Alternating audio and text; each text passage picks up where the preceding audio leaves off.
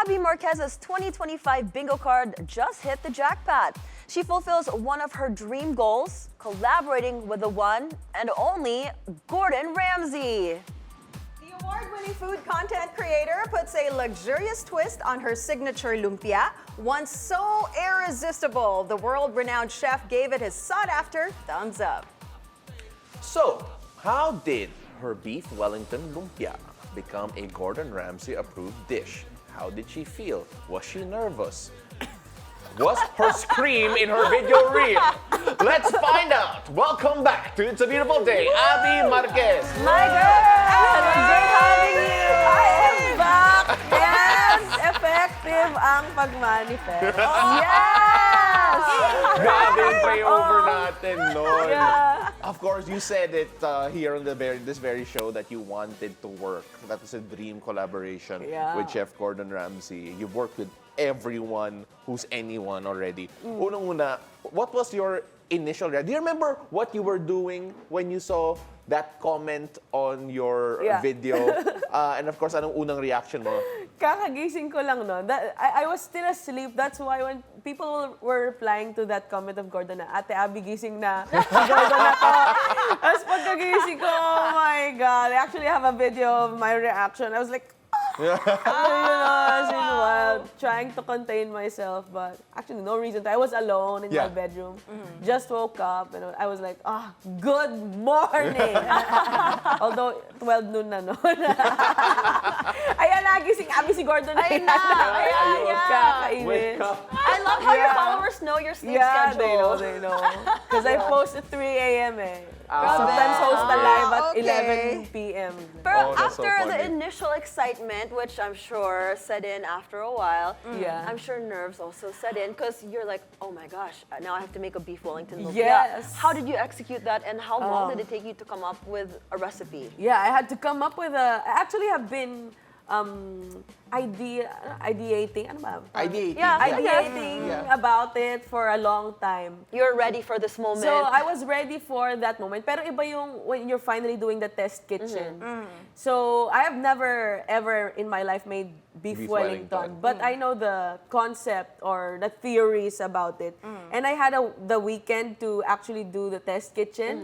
So after the excitement, it was all about focusing on nailing this recipe because wala na akong problema sa camera, sa lights, sa audio, someone else can handle that. But yung kakainin niya yung luto ko, that's my assignment and I only have one chance to do this properly. Right. Yeah, the nerves. Pero that's why I'm so happy. Nakakainis nga nung tinikman niya, pinrank niya pa ako na hindi niya yeah, we saw that, the pause. That was so funny. Yeah, and people are now talking about na hinablot ko siya or I tapped him and like, Guys, you don't understand.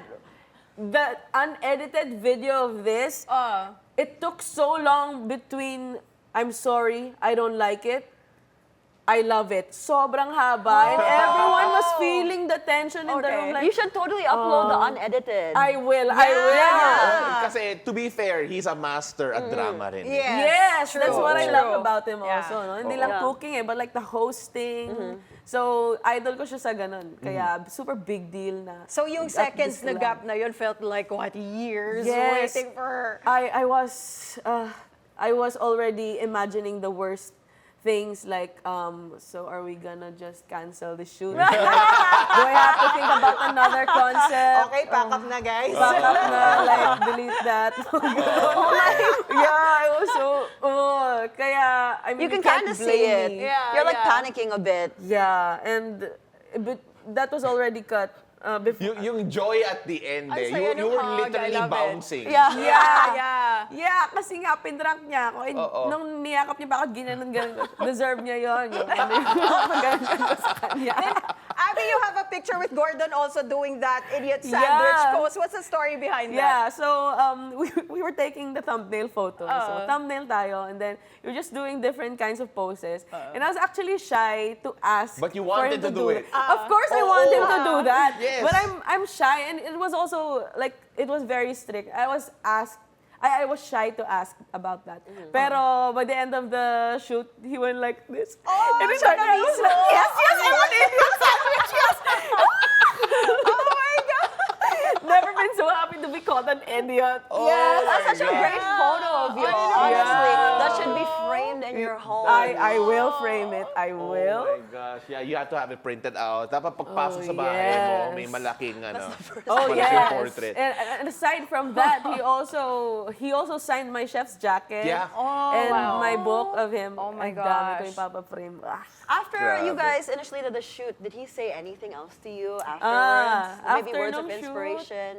After nung shoot, they were very busy that day. So, wala kaming one-on-one or heart-to-heart. But when he was signing my book, binabola niya ako like, oh, maybe next time when I'm here, you could co-host Uncharted with me, mga ganon. Pero I don't think about that much. But ang tumatak sa akin is, after the shoot, he still ate my lumpia. Oh, really? Yeah. Oh, he really liked it. He really liked it. So he that's ate a sign na gusto niya talaga. Yeah, he ate like Yeah. a whole half and then he ate one again. Then after the shoot, nung nagliligpit na ako, he was like, I'm sorry, can I have one again? It's really tasty, Oh, sabi wow. niya. So he really liked it. Yeah, I really liked it. The review of him, that entire footage is so long. It was just like, it's very tasty. Talking to his executive chef. Yeah. It's really tasty. Tapos ako, So isip ko, genuine talaga. Like, you pinag-aaralan can ko. feel it. Oh my God! ganyan Yeah, talaga. so Wow. yun yung pinaka So lucky. pinaka nag-confirm sa akin na nagustuhan niya talaga because he ate right. multiple Not just pieces. for the shoot. Yeah. And I guess hindi man kami nagkaroon ng heart-to-heart. My favorite thing about that day was we had this event at the theater. And it was totally unplanned. He was just talking about the role of the youth to push the boundaries Yeah. of cuisine and make sure it evolves. And it was totally unplanned, but he called me to the stage. Yeah. And for him to just like even remember my Yeah. name, Yeah, na, yeah. I collab with Abi, and then she did this traditional lumpia rapper, called me up on stage, and grabe yon, grabe yon. Iba na yung ibang usapan na yun for me na he agreed to work with me. But he did something that he didn't have to do. Right. And Yeah, was yeah, totally yeah. out of the plan. But, you know. It was so cute. I saw the video. You were caught so off guard. And he I announced the was. collab. And you said, no, Gordon, that's a secret. Yeah! Napagalitan ko pa nga siya. May mga tao. Abi Marquez, pinagalitan si Gordon Ramsay. Yeah. Kasi we shot there our it is. collaboration like 1 hour before the event. So, literally my editor, I have an editor, contrary to what he said, now you should get an editor. I had my editor editing in a restaurant nearby. Pero hindi umabot dun sa event eh. And I need to polish my edits. I want to Of make course. sure Yes, yeah. it's my creative Kemerlu. Yeah. Ayan. So kung ikaw pinagalitan no si Gordon Ramsay, si Ninong Raiden naman, binigyan niya ng diabetes. Si Gordon Ramsay, my gosh. Oh my gosh. But you know what? Yesterday, we guested Danica Lucero and she said that life-changing experience tong nangyari sa kanya, right? Being part of that halo-halo challenge. Is it the same thing for you? Life-changing experience tong whole Gordon Ramsay thing? Di ba tapos yung question, kinikilig na ako. Yes, super life-changing. You know what? I cannot believe I achieved this. Like, when was our last I interview? think 2 months ago. 2 months November ago. It happened so 15. quickly. Yeah, it happened so November 15 ata, yeah. When we were manifesting, in my head, it was like the next 10 years. But grabe, 2 months. Oo. And talagang life-changing siya for me kasi number 1, okay, that was my ultimate dream. What do I dream about now? And number 2, it's... Dreams na. you know what? Wala nang dreams. People have been asking me, so what's your dream now? Knowing that this is your ultimate dream. I'm like, give me a break. I don't know. Yan, no, yan yung pray Ayan, there over you go, we're natin. showing Yeah. it. You know what, guys? Ang lakas ng pray over natin. Like Abby said, she was thinking in like 10 years. It happened within 2 Yeah, months. yeah. To be Super fair, fast. we're going to see how effective that is because we did a pray over yesterday. Para alam mo lang na With sana naman Danica. Danica conserve Yes. Justin Bieber. Oh! Ito na ba yung bagong yung cutie? Oh, Alam niyo ba ito. yun? Yung Gordon Ramsay cutie. Meron? When people say cutie Ah, after yeah, cutie. that. Parang si May Yeah, Mendoza. yeah, Arjo exactly. cutie. Oh, and I then she didn't got know. Arjo. Yeah. Yeah. Oh, yeah, So this is the actually. new cutie show. Uh-oh. You have to Yes. guest here if you Guest want here? to get something in your Express your life. wishes and Oh, then... well, to be fair, this show actually has a good record for beauty queens to come in. The biglang nananalo. Oh, Yeah. or they place. We had the Lumpia Queen here, biglang nanalo sa buhay. Yes, exactly. Diba? So there's just so Yeah. much that could happen. Okay, so you've done your bucket list already of content creation. You talk about the biggest takeaway that you had from Chef Gordon Ramsay, the type of the inspiration. Na-mention mo na yung iba yung drama niya, yung storytelling niya. Is that the Yeah. biggest thing that you're gonna try and build on? Oh, yes, definitely. He's been an inspiration to me for like all my life, not just because of the cooking. I mean, Yeah. for sure, cooking before he was even a celebrity or he was on TV, he was already a master of his craft. Yeah. But definitely, ang pinaka na-appreciate ko about it is he is able to combine his skills with cooking and storytelling. Kasi as a content creator, that's very important. Exactly. And ayun, life-changing talaga siya. I feel like I will be motivated for like the next 5 to 10 years or something like that. But yeah, even until now, when I come back to those moments, parang tara, luto tayo. Ganun yung effect niya sa akin. Ganun yung effect niya sa akin. Yeah, it's really more than and it also is not just personal validation on my end as a home cook na never nagluto ng beef Wellington, but really I share this achievement and recognition with my community and the Filipino cuisine, right? That's aligned to my mission to put Filipino food forward and to share it with the global stage, and I think this is really a good step towards that. Yeah, you touched on it a while ago, and I think we can't avoid it rin kasi there has been a lot of discussion of Filipino cuisine. Yes. I mean, like some positive, some negative, even coming from our own. And at the same time, rin, Chef Gordon also had his own comments na tawag niya, Sleeping Beauty. Yeah. It's waking up. I mean, where do you see Philippine cuisine? Based on, yung reactions overseas, because you have so much interaction with our cuisine. So where do you think are we? I think I know what we're talking about here. It's the Chef JP's post. Yeah. At least for me, Yes. that's what I saw, no? Yes, yes. Gusto ko mag-comment doon, aligned.